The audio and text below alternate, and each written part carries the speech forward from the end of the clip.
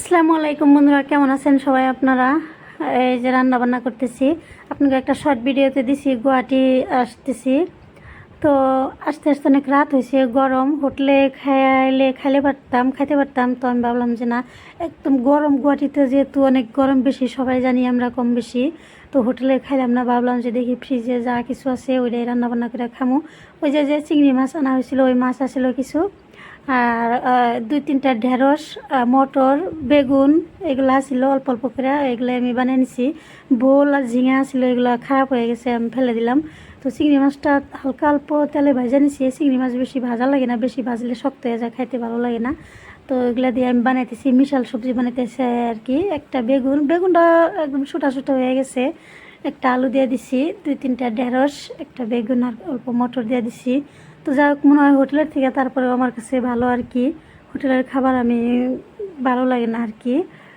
খাই, একদম না খাওয়া কোনো কথা না, যখন দেখি একদম উপায় নাই, নিরুপায়, তখনই খাই আর কি। তো এই যে আমি তরকারি কষিয়ে নিচ্ছি, এই যে সবজিটা ভালোভাবে কষিয়ে নিছি। সবজি কষানো যত ভালো হয়, খাইতেও তত ভালো হয়, আমরা সবাই জানি। তো আমি কিন্তু কারো রান্না শিখাই না, আমি বারবার কই, আমি যেরকম নর্মাল রান্না বান্না করি আমি ওরকমই আপনাদের সাথে শেয়ার করি। এই যে আর দেখেন, আমার তরকারির কালার কিন্তু ঠিক আছে। ঢেঁড়স, মটর, এগুলা সবুজ শাক সবজির কালার ঠিক না থাকলে কিন্তু খাইতে ভালো লাগে না আর কি। এই যে কালার ঠিক আছে, আর ঝোল অল্প দিয়ে দিচ্ছি। এই যে আমার তরকারি প্রায় হয়ে গেছে, কয়েকটা চিংড়ি মাছ, আর এই যে তরকারি হয়ে গেছে আমার। এই যে রাত্রেবেলা অবশ্য আমি অনেক গরম, আসার টাইমে বিকালবেলা আইসি, আইসা রুম পাইতে পাইতে আমার অনেকটা রাত হয়ে গেছে। তো এই যে আইসা এইগুলো রান্না বান্না করতেছি আর কি। একটাই তরকারি রান্না করছি আজকে রাত্রে, আর এক জায়গার থেকে আইসা রান্না বান্না করতে মন চায় না আর কি, খুব খারাপ লাগে।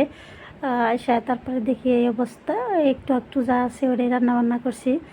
তো বন্ধুরা, সবাই ভালো থাকবেন, সুস্থ থাকবেন, আল্লাহ হাফেজ। আর গরমের সবাই তার মানে বাড়িতে রান্না করার খাবার খাবেন, প্রয়োজন হলে পান্তা ভাত খাবেন আলু ভর্তা দিয়ে, আলু ভর্তা না থাকলে কাঁচা মরিচ পেঁয়াজ দিয়ে খাবেন, তাও ভালো আর কি।